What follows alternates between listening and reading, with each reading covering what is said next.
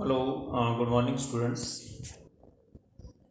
Today, first of all, we see objective questions given in worksheet. Okay, then two example I have selected which are different from the remaining sums we solve in exercise. Okay, so first of all, objective questions one by one. Most of are very simple and discriminant based, so they are given in homework. Okay, but those which are new I have solved here. Okay, otherwise oral sum I will just give you solution orally. First of all, look at first one. The sum of number and its reciprocal is 10 by 3. It is represented in the form of quadratic equation as dash in the standard form.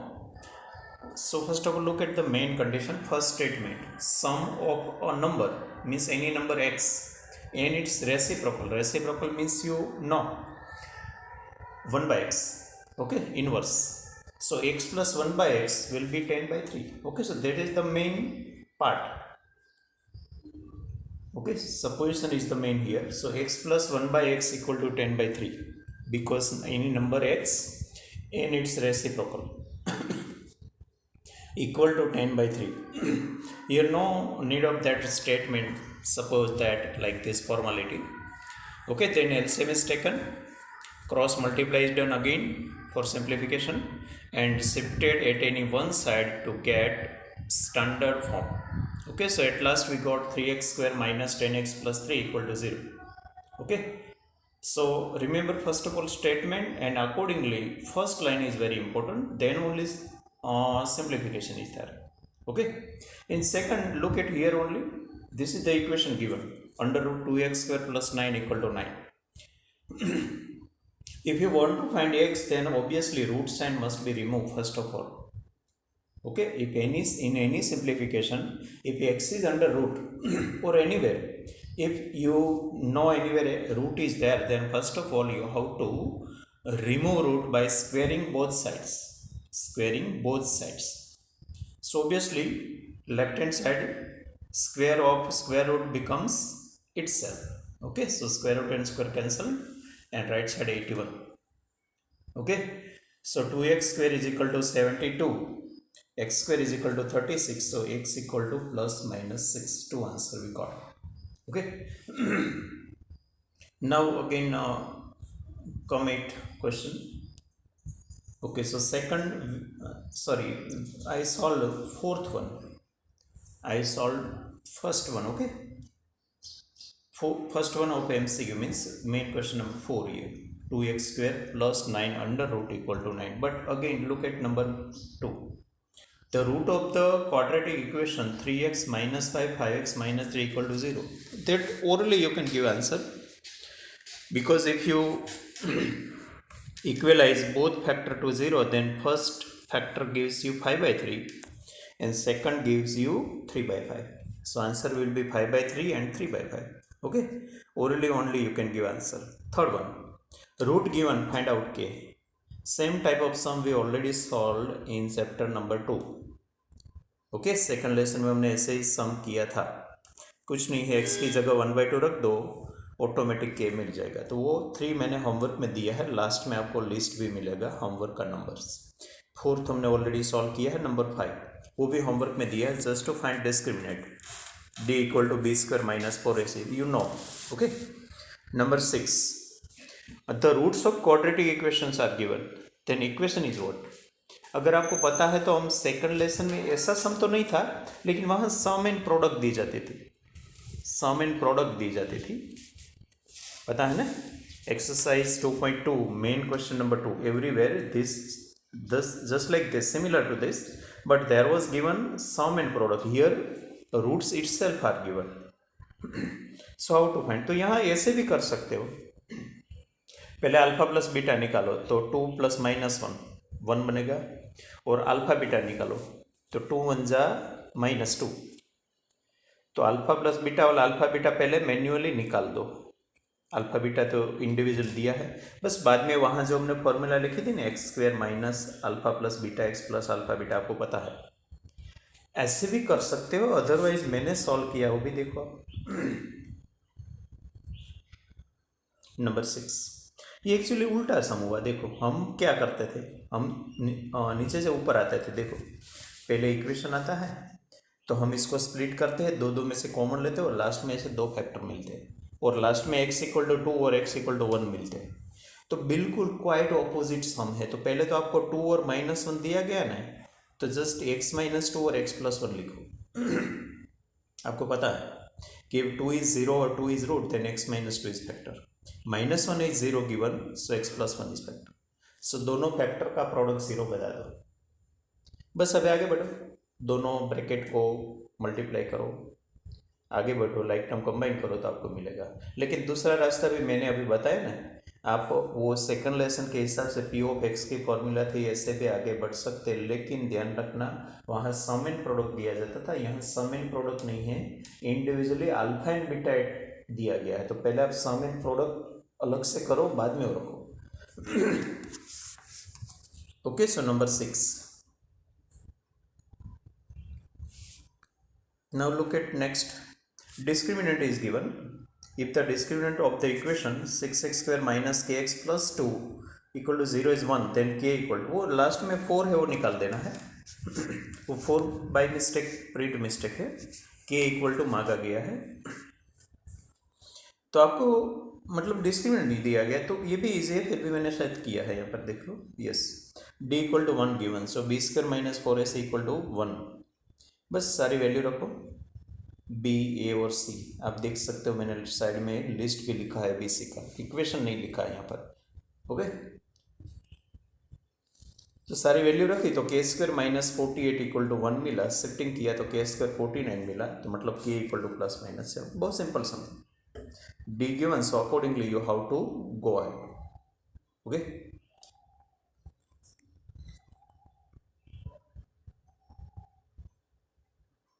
Number 8, value of c for which the equation x square plus b x plus c equal to 0 has equal roots. ये तो theoretical सम हो गया। देखो standard form खुद है, कोई value नहीं दी गई है ए बी सी की।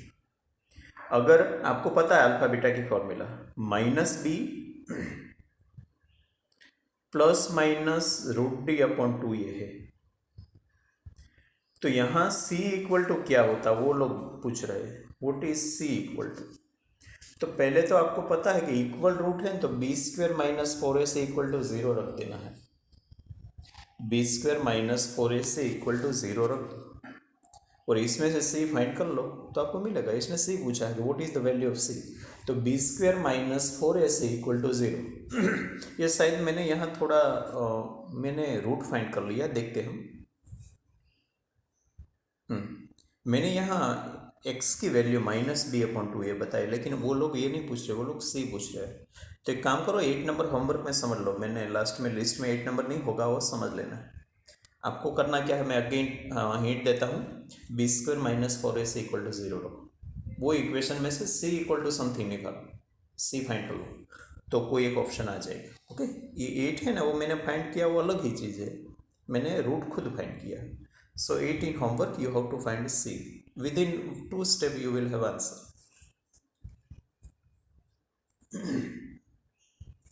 Next, if the roots of the equation 12x square plus mx plus 5 equal to 0 are real and equal, then m। ऐसा सम तो हमने किया है ना 4.4 में, question number 2। Roots are real and equal means discriminant 0। अगर discriminant 0 है तो ऐसे आगे बढ़ो, b square minus 4ac equal to 0 रख के वैल्यू रखो, अंदर से m आपको मिलेगा, सब्जेक्ट बना दो। तो ये 9 नंबर भी होमवर्क में है। ये 10 नंबर एक्चुअली कैंसिल हो गया है क्योंकि ये मेथड पूरी निकाल दी ना, फिर भी आपको समझना है ना, तो वो क्या पूछ रहे हैं वो समझ लो। To solve the quadratic equation by the method of completing the square, constant dash should be added and subtracted. तो लास्ट टर्म हम नहीं फाइंड करते थे, आपने जिस लोगों ने वो समझने की ट्राई की है ना, इसको पता होगा। हम लास्ट टर्म की फॉर्मूला थी mt square upon 4 into ft। तो लास्ट टर्म खुद मांग रहे हैं, लास्ट टर्म मांग रहे, तो इसकी लास्ट टर्म फाइंड कर दो, mt स्क्वायर अपॉन 4 ft के हिसाब से। हम क्या करते थे वहाँ पर मेथड में, हम दोनों साइड ऐड करते थे, वो एक ही लेफ्ट साइड में ऐड करो तो सब्ट्रैक्ट भी करना पड़ेगा। बात तो सेम ही है ना, आइदर ऐड दोनों both sides, otherwise at left side add and subtract both. Okay, तो means they are asking about last term. करना नहीं है, मुझे इसको समझना है इसके लिए। 11 वो भी आप ओरली दे सकते हो। डिस्टिंक्ट रियल रूट्स कब होगा, तो यहाँ आप ओनली कैपिटल डी मत यूज करो, क्योंकि नई बुक में कैपिटल डी सिंबल नहीं दिया गया है। आप अंदर सम में यूज करो, बाद में बी स्क्वायर माइनस 4, तो यहाँ कंडीशन ऐसे देना, b square minus 4ac greater than 0, D greater than 0, मतलब डी खुद क्या है, b square minus 4ac greater than 0। तो ऐसे ऑब्जेक्टिव क्वेश्चन में डी नहीं लिखो, क्या लिखना है, डी का फॉर्मूला लिखना है, b square minus 4ac greater than 0। 12 number, if 0.2 root of the equation, वो तो आप अंदर वैल्यू रखो ना, इक्वेशन सेटिस्फाई होगा तो होगा, ऑब्वियसली नहीं होगा, देखो मैंने किया है। 12 नंबर, हाँ मैंने लेफ्ट हैंड साइड में वैल्यू रखी है, राइट साइड आती नहीं, देख लेते हैं। एक्स स्क्वायर माइनस 0.4, तो एक्स की वैल्यू 0.2 रखो तो मैं 0.04 होता है, और वो 0.4 मतलब 0.40 बोल दो ना, इक्वल डेसिमल्स बनाने के लिए, तो ऑब्वियसली वो माइनस 0.36 मतलब 0 तो नहीं हुआ, तो 0.2 is not a root of given equation. समझ गए आप, तो थोड़ा ठीक से देखना है, ओनली हड़बड़ी में 2 देख के ऐसा मत समझ जाओगे कि आ जाएगा 0। ओके, 0.2 का स्क्वायर क्यों 0.04 होता है आपको पता है। ओके, सो इक्वेशन सेटिस्फाई होता है तो वो सॉल्यूशन या तो 0 होता है वरना नहीं होता है। 13 homework, discriminaries. 14, what is the condition that one root of the quadratic equation is reciprocal of the other? Question पहले समझ लो, एक रूट दूसरे का रेसिप्रोकल हो, इसकी कंडीशन क्या है। अगर आप याद करने की थोड़ी ट्राई करो, ट्रबल दो अपना माइंड को। सेकंड लेसन में पता है alpha beta equal to C by A और alpha plus beta equal to minus B by, ऐसे दो फॉर्मूला का यूज हम करते थे। बेसिकली दो रूट एक दूसरे के रेसिप्रोकल है ना, इसका मतलब इसकी प्रोडक्ट 1 है, क्योंकि रेसिप्रोकल का डेफिनेशन ही ये है कि product of both numbers is 1। If product is 1 then both numbers are called reciprocal of each other. एक दूसरे का क्या बोलते हैं, रेसिप्रोकल। तो यहाँ अल्फा बीटा इक्वल टू 1 होगा, पहले तो इंटरप्रेट ठीक से करना है, तब अल्फा बीटा इक्वल टू 1 करके आगे बढ़ो। देखो roots are reciprocal means alpha beta equal to 1 means c by a equal to 1। कहाँ से ये सी बाई ए पता हुआ ना, lesson number 2। So C equal to A, तो मतलब जब भी फर्स्ट टर्म का कोफिशिएंट और लास्ट कांस्टेंट टर्म दोनों इक्वल हो गए ना, तब ही आपको प्रोडक्ट एक दूसरे, सॉरी प्रोडक्ट नहीं पर रूट या तो जीरोज एक दूसरे के रेसिप्रोकल मिलेगा। तो इसकी कंडीशन है रेसिप्रोकल कब मिलता है, सी इक्वल टू ए पर। ऐसा मैंने एक एक्स्ट्रा बात रखी है ब्रैकेट में, देखो वो क्वेश्चन में नहीं पूछा गया। अगर मान लो रेसिप्रोकल की जगह वो एक ऐसा बोले कि roots are opposite of each other, then what is the condition. तो देखो रूट ऑपोजिट है, इसका मतलब समझ गया, अल्फा प्लस बीटा 0। इसकी फॉर्मूला सेकंड लेसन में आई थी minus b upon a equal to 0, मतलब बी इक्वल टू 0। तो मतलब मिडल टर्म नहीं होता, एक्स वाली टर्म नहीं होती, first and last he only होता। तब आपको दोनों रूट या तो दोनों जीरोस कैसे मिलेंगे, ऑपोजिट, जैसे 2 माइनस 2, 3/2 माइनस 3/2, √5 माइनस √5, कैसे भी, लेकिन साइन ऑपोजिट होगी। तो ये दोनों थियोरेटिकल बात याद रखो। 14 में एक पूछी गई है, एक मैंने एक्स्ट्रा रखी है, इसकी जैसी बात आई तो मुझे याद आ गया कि ऐसा भी हो सकता है।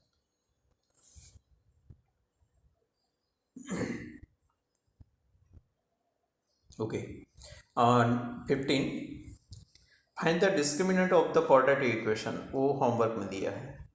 ऐसे रूट देख के ऐसा मत समझ लो कि डिफिकल्ट होगा, just be square minus 4ac में सारा रख दो, मल्टीप्लीकेशन सब कुछ आता है आपको।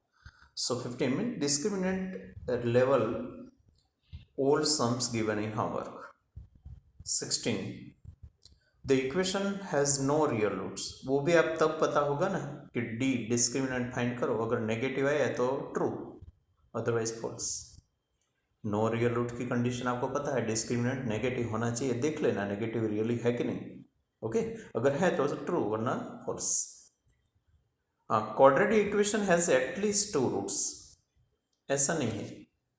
Quadratic equation has at most two roots. At least phrase यहाँ हम नहीं यूज़ कर सकते कहीं पर भी, क्योंकि हमारे पास मैक्सिमम लिमिट होती है। मैक्सिमम लिमिट जैसे आप बहुत बार पासवर्ड में भी आपने देखा होगा मैक्सिमम 3 की लिमिट होती है। आप एटीएम में गए, मान लो कि आप 3 टाइम्स रॉन्ग पासवर्ड डालें ना, तो वो आपका कार्ड ब्लॉक हो सकता है। तो वहाँ मैं बोल सकता हूँ कि यू कैन ट्राई और enter wrong password at most 3 times. या तो you can enter the password at most 3 times, सही है गलत, लेकिन आपको 3 ट्रायल मिलती है। तो एटमोस्ट मतलब मैक्सिमम लिमिट होती है, मिनिमम लिमिट यहाँ भी नहीं होती। आपने देखा होगा अभी तक कि कोई कोई क्वाड्रेटिक इक्वेशन में 2 रूट मिलते हैं, मतलब मोस्टली 2 मिलते हैं, कभी कभी एक ही मिलते हैं d=0 वाले केस में, कभी कभी नहीं भी मिलते हैं। सो आइदर 0 रूट और 1 रूट और 2 root, but not more than 2 root. तो एटमोस्ट की कंडीशन आती है quadratic equation has at most 2 roots. और ब्रैकेट में भी जो लिखा है ना वो भी समझ लो, any equation with degree n has at most n roots. ये क्वाड्रेटिक मतलब डिग्री 2 होती है ना, इसलिए एटमोस्ट 2 आया। अगर क्यूबिक होता तो एटमोस्ट 3, बाई क्वाड्रेटिक होता तो एटमोस्ट 4, x⁻10 वाला इक्वेशन होता तो एटमोस्ट 10 तक रूट मिलता है, लेकिन एटमोस्ट फिक्स नहीं है। ओके। और लीनियर होता तो 1 एंड ओनली 1, इसमें फिक्स है, 1 से कम भी नहीं, 1 से ज़्यादा भी नहीं। मतलब कोई भी लीनियर इक्वेशन को रूट होता ही है।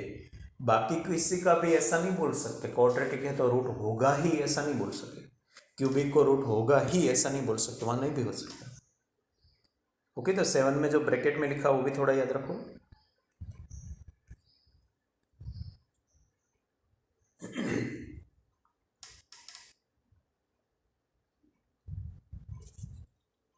Okay, now 18 discriminant is -63। ये लोगों ने माइनस दिया हो, ऊपर आ गया, लेकिन वो आप देख लो अपने हिसाब से फाइंड करके देख लो और बाद में बोलो ट्रू है या फॉल्स है।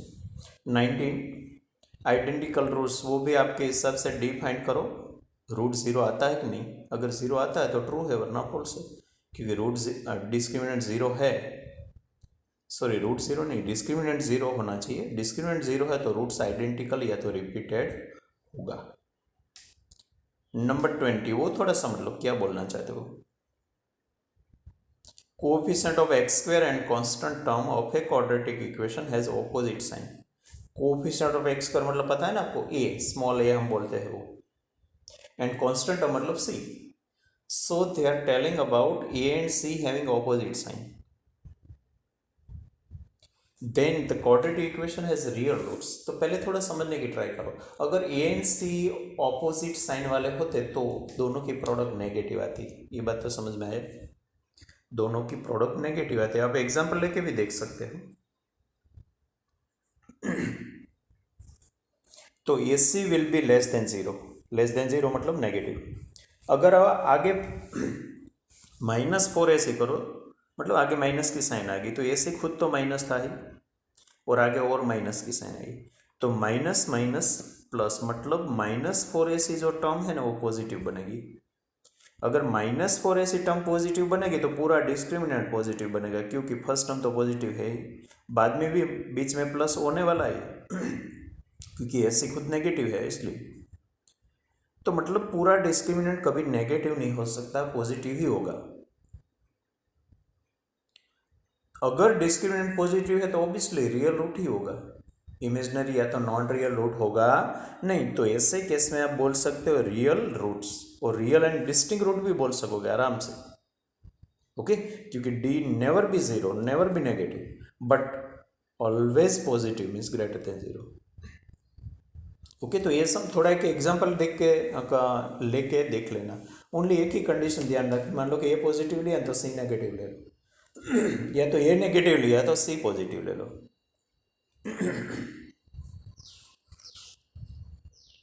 ओके, तो ये आप ऐसे नहीं समझो तो कोई बात नहीं, एग्जाम्पल लेके समझ लो, क्योंकि मैंने थियोरेटिकली जो किया है ना डिस्क्राइब इसलिए। हाँ, होमवर्क में क्या क्या है, 3, 5, 9, 13, 15, 16, 18, 19 ऑब्जेक्टिव क्वेश्चन है तारे।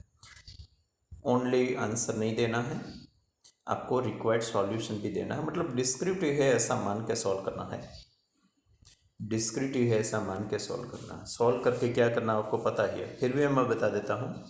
सॉल्व करके होमवर्क बुक में लिखना है, होमवर्क बुक में लिख के फोटोग्राफ लेना है, फोटोग्राफ लेके क्या करना है, क्रॉप करना है।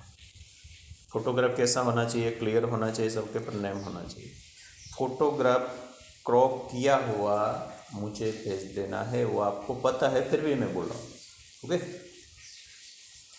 आगे मैंने दो क्वेश्चन सिलेक्ट किए हैं, सॉरी एग्जांपल्स। एक 12 भी था लेकिन वो कैंसलेशन में आ गया तो वो मैंने नहीं लिया।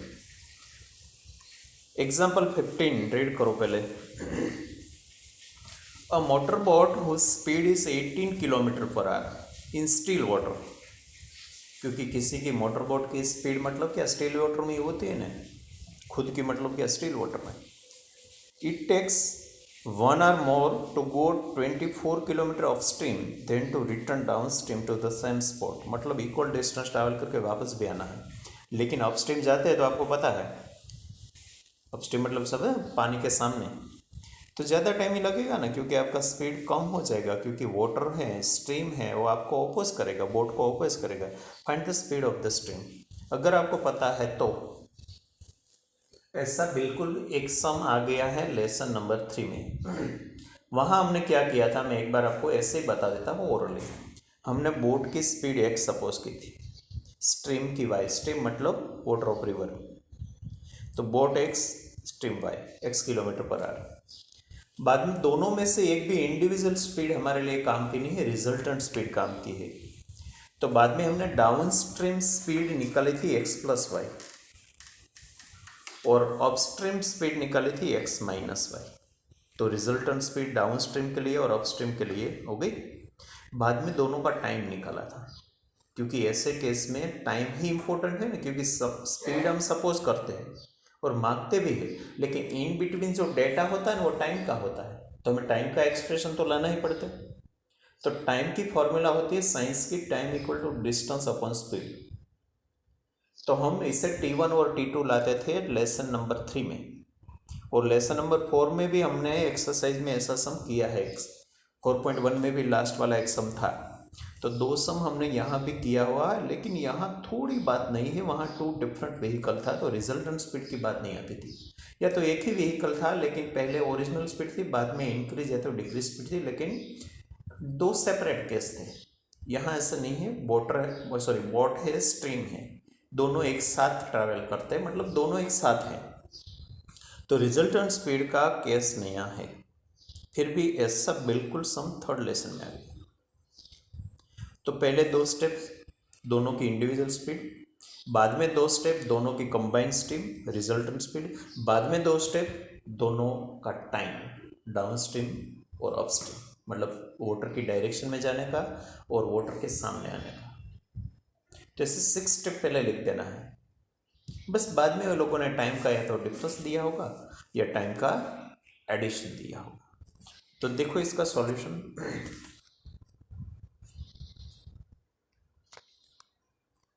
देखो सपोजिशन, पहले मैंने स्पीड ऑफ मोटर बोट दी गई है फिर भी लिखा है, हमारा रूल के हिसाब से हम 6 स्टेप सिस्टमेटिक लिखेंगे। वो स्टेप फिर से मैं रिवाइज कर देता हूँ। Speed of motor boat, speed of stream, बाद में रिजल्टेंट डाउन स्ट्रीम स्पीड और रिजल्टेंट अप स्ट्रीम स्पीड, बाद में time taken to go down stream, time taken to go up stream. वैसे 2+2+2 total 6 step systematically third case के हिसाब से या तो फोर्थ केस के हिसाब से लिखना है। लेकिन वहाँ 2 वेरिएबल अननोन था, यहाँ एक ही वेरिएबल अननोन होगा, या तो मोटर बोट का दिया होगा तो स्ट्रीम का नहीं दिया होगा, या तो स्ट्रीम का दिया होता तो मोटर बोट का मांगेंगे। फिर भी हम लिखेंगे, दोनों दिया गया भी लिखेंगे और सपोज किया हुआ भी लिखेंगे, तो और सीक्वेंस में पहले मोटर बोट ही लिखेंगे बाद में ही स्ट्रीम लिखेंगे। तो देखो मैंने मोटर बोट का लिख दिया, सपोर्ट नहीं किया, वो गिवन। स्ट्रीम का सपोज किया है, स्पीड किलोमीटर पर आवर में ही मेजर कैसे होता है, क्लियरली लिखना है यूनिट के साथ। बाद में कंबाइंड स्पीड लिखी है, resultant down stream speed, down stream मतलब आपको पता है वाटर की डायरेक्शन में, तो ऑब्वियसली वाटर आपको हेल्प करेगा बोट को। सो 18 + x, पहले बोट ही होनी चाहिए और बाद में river. Resultant upstream speed, upstream मतलब सामने, पानी के सामने, तो 18 माइनस एक्स। बाद में टाइम टेकन, टाइम का फॉर्मूला तो आपको पता है, डिस्टेंस अपॉन स्पीड। डिस्टेंस तो दोनों में फिक्स है क्योंकि वो ही पॉइंट पर वापस आते हैं। तो 24 किलोमीटर क्वेश्चन में दिया गया है। सो 24 अपॉन 18 प्लस एक्स, क्यों? क्योंकि हम डाउन स्ट्रीम के टाइम की बात कर रहे हैं। बाद में ऐसे हम अपस्ट्रीम टाइम की बात कर रहे हैं तो वहाँ 18 माइनस एक्स वो आर में मेजर होता है। और रीज़न दिया गया है time equal to distance upon speed. तो ये तो बिल्कुल स्टेप्स रिपीटिंग। वहाँ एक्स वाई था, यहाँ ऐसे नहीं। ओके, अभी इसमें टाइम डिफरेंस 1 आवर दिया गया, ऐसा फ्रेज नहीं है। वहाँ तो वो लोग क्लियर करते हैं कि when going up stream it takes 1 hour more than going down stream. लेकिन ऐसे आपको डिप में नहीं जाना है, उल्टा सुल्टा हो जाए इससे बेहतर हम डिफरेंस इक्वल टू 1 ले लें, डिफरेंस इक्वल टू 1 ले लें। लेकिन डिफरेंस T1 माइनस T2 ले या T2 माइनस T1, तो ऐसे केस में हमारा T2 माइनस T1 ही होगा। क्यों होगा? क्योंकि अपस्ट्रीम का टाइम ज़्यादा ही होगा ना, कॉमन सेंस की बात है। सामने, पानी के सामने आप जाओ तो ज़्यादा टाइम लगेगा ना। ओके, सो T2 ऑब्वियसली ग्रेटर। और दूसरा लिंक भी मैंने तब भी दिया था कि डिनोटर स्मॉलर है तो obviously value is bigger, डिनोटर small और वैल्यू इज बिगर, क्योंकि न्यूमरेटर तो सेम है। सो T2 माइनस T1 ही आएगा इस केस में। बस दोनों का एक्सप्रेशन रख दो, एलसीएम लिया मतलब क्रॉस मल्टीप्लिकेशन किया है, तो आप देख सकते हैं आगे 432 कैंसिल आउट हो गए। अपोन में ए माइनस बी ए प्लस बी था तो ए स्क्वायर माइनस बी स्क्वायर कर दिया। फिर से क्रॉस मल्टीप्लाई जैसा, मतलब इसको शिफ्ट किया राइट साइड में, 324 माइनस एक्स स्क्वायर मल्टीप्लाई 1 हो गया। बस स्टैंडर्ड फॉर्म के लिए राइट साइड में से वो दोनों को लेफ्ट साइड में लिया। यहाँ एक्चुअली मैंने फैक्टराइजेशन मेथड से सॉल्व किया है, लेकिन आप फिर से क्वेश्चन थोड़ा समझो। पहले फैक्टराइजेशन मेथड तो समझ लो। 324 में ओरली फैक्टराइज नहीं कर सकता तो मैंने ट्राई की है ज़्यादा से ज़्यादा फैक्टर्स लेने की। तो 4 इंटू 81 किया, लेकिन डिफरेंस तो 48 चाहिए तो आगे बढ़ना पड़ा। 2 2 जा किया, 9 9 जा किया। फिर भी अभी कुछ ऐसी कोई पेयर नहीं मिलती थी कि डिफरेंस 48 आए, तो प्राइम तक गया मैं, प्राइम तक गया। कंपलसरी नहीं है प्राइम तक जाना, लेकिन नहीं मिले तो वहाँ तक जाओ, बाद में तो मिलेगा ही। तो बाद में मैंने देखो अलग अलग कॉम्बिनेशन किया, इसमें लास्ट में मुझे 54 और 6 मिला है, जिसका डिफरेंस ये है। और आपको पता है ये 1 है तो हम डायरेक्ट फैक्टर लिख सकते हैं। जो मैंने x प्लस 54 x माइनस 6 लिख दिया तो मुझे मिला माइनस 54 और 6, लेकिन speed never be negative. Okay, so ignore negative values. So finally we selected x equal to 6 is the final answer of x, और वो ही मांगा गया है। तो स्टेटमेंट में आंसर दिया speed of stream is 6 kilometre per our. लेकिन ये तो सॉल्यूशन का पार्ट है। इसमें सॉरी यहाँ तो कोई प्रॉब्लम नहीं है, सॉरी 15 ओके है, क्योंकि यहाँ इसने इज इट पॉसिबल ऐसी कोई कंडीशन रखी नहीं है। ओके, आप देख सकते हो find the speed of the stream, तो ये इसमें कोई प्रॉब्लम नहीं। इसके नेक्स्ट में प्रॉब्लम है, फैक्टराइज नहीं कर सकते, मतलब वहाँ डिस्क्रिमिनेट, मैंने बोला था ना 4.4 में हमने ऐसा किया था कि that sum must be solve by quadratic formula method. Why? Because they are asking first of all whether is it possible or not. Okay, that's why. तो ये तो सही है एकदम। तो आप यहाँ से देखोगे, वहाँ से सॉल्यूशन नहीं देखोगे। ओके ओके, अभी 70 नंबर देख लो क्या कहना चाहते हैं। A pole has to be erected at a point on the boundary of a circular park of diameter 13 metre. पहले इतना ही समझ लो, 13 मीटर डायमीटर है ऐसा एक सर्कुलर पार्क है, और इसके बाउंड्री पर एक पोल रखना है, मतलब सरकमफेरेंस पर कहीं पर भी एक पॉइंट रख देना है, वहाँ पर पोल होगा। लेकिन और भी कंडीशन है, देखो, in such a way that the difference of a distances from two diametrically opposite fixed gate A and B. तो वो जो पोल है ना, इसका दो गेट से डिस्टेंसेस का डिफरेंस दिया गया है। ओके, थोड़ा समझने में आई थिंक थोड़ा डिफिकल्ट लगेगा, फिर भी लंबा लंबा सा स्टेटमेंट है, कॉम्प्लेक्स स्टेटमेंट हम बोलते हैं ना, वो थोड़ा समझ लो। ऐसे स्टार्ट करके लास्ट 7 मीटर तक एक ही स्टेटमेंट है, तब तक शायद फुल स्टॉप आता नहीं है। फुल स्टॉप थोड़ी मतलब नज़दीक आ जाते तो समझने में कोई प्रॉब्लम नहीं है, लेकिन फुल स्टॉप की वेट किया करे और लास्ट में देर में आए तो प्रॉब्लम होता है। ट्राई करो थोड़ा समझने की, और भी एक दो बार रीड करो, तब तक मैं भी समझ लेता हूँ।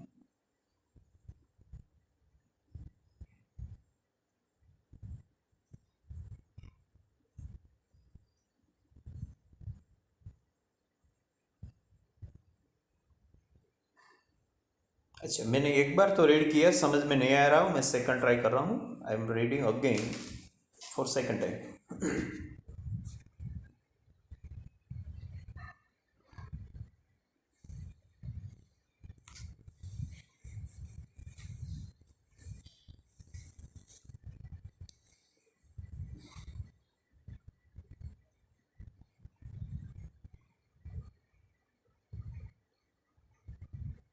ओके, अभी थोड़ा बहुत समझ में आ रहा है मुझे, मैंने 2 बार रीड किया है, तब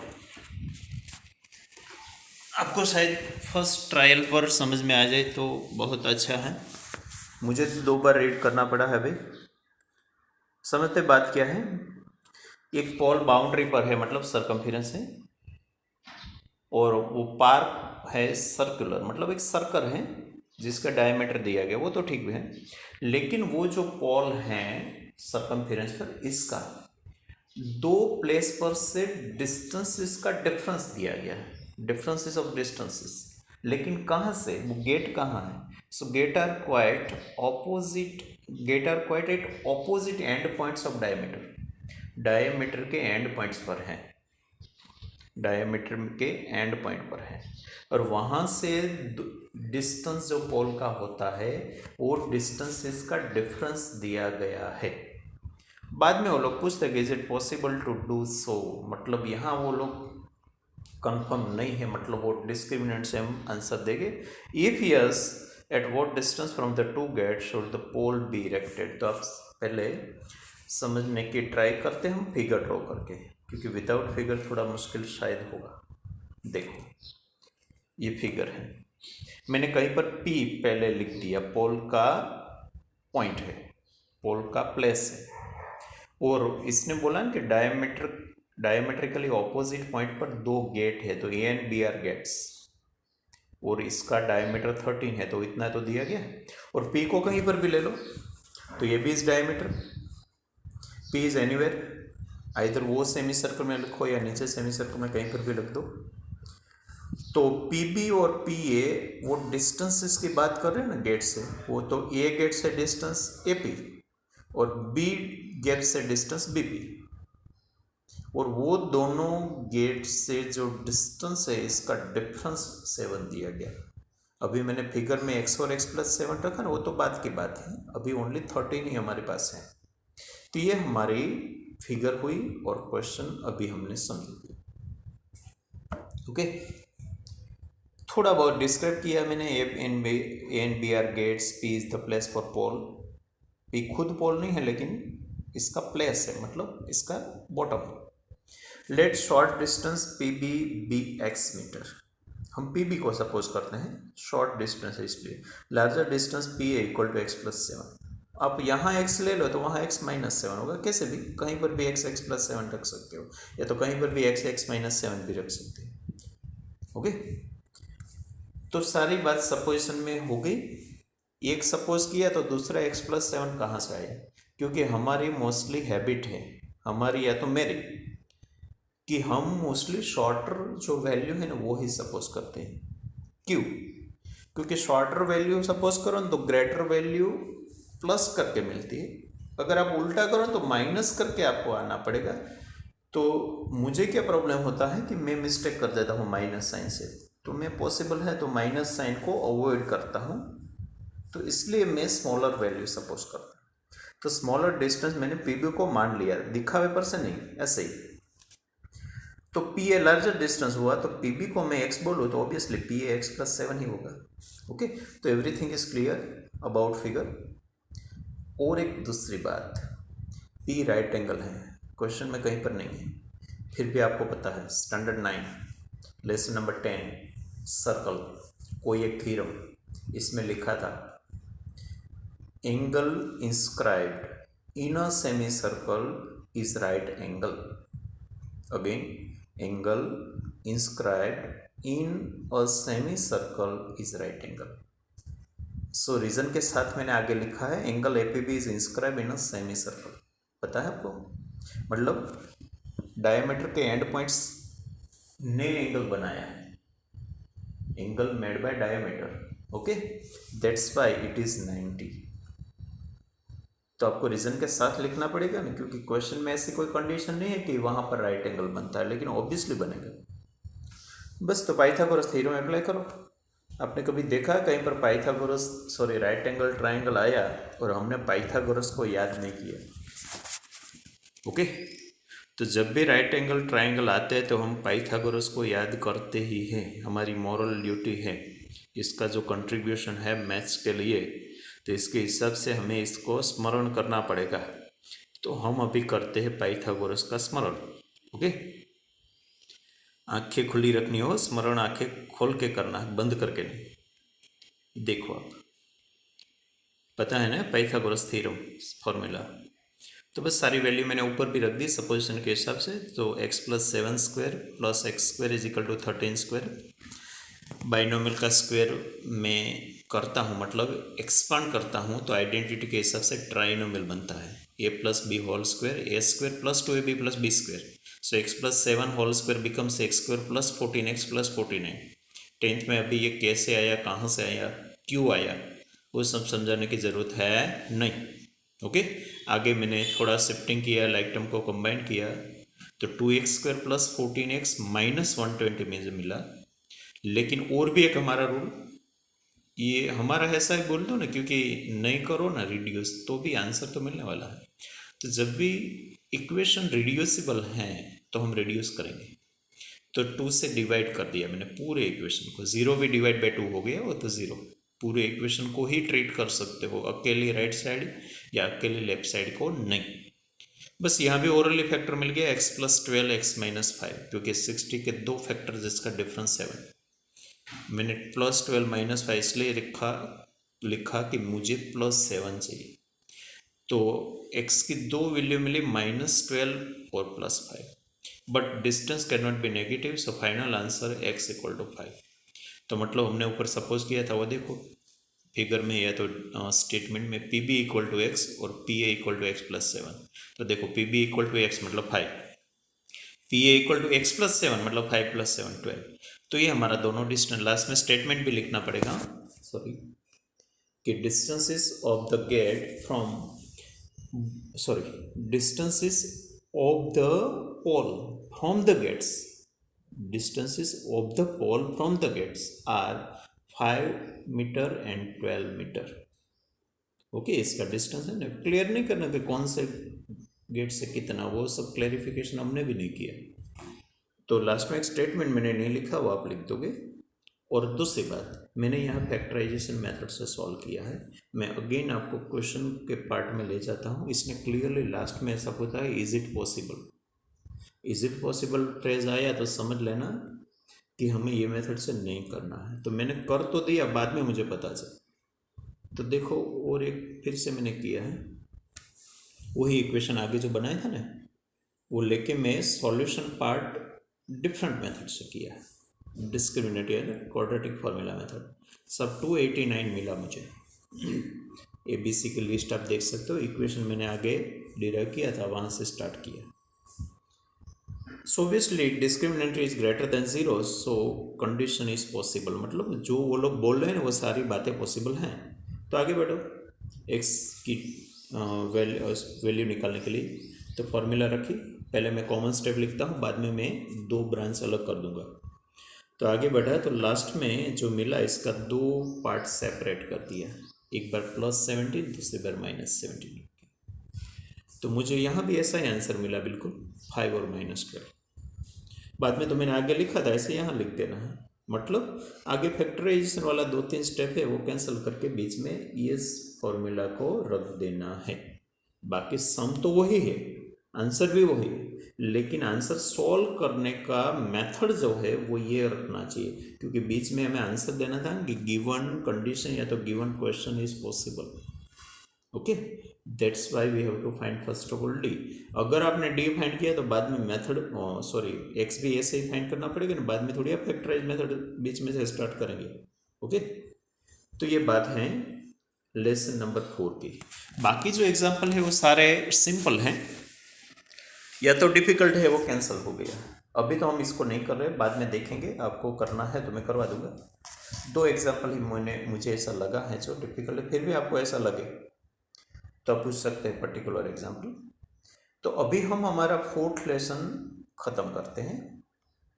अभी तक हमने 1 2 3 4 5 मतलब पहले 5 और last 4 12 13 14 15 okay, total 9 lessons complete किए है 15 है। 6 लेसन बाकी है। 6 में भी एक सर्कल वाला लेसन और एक 9 नंबर वाला application of trigonometry. So 9 and 10 वो ऑलमोस्ट कैंसल है, ऐसा मान लो। Again chapter number 9 and 10 almost cancel है, ऐसा मान लो, क्योंकि इसमें बहुत ही कम रखा है, मोस्ट ऑफ निकाल दिया है।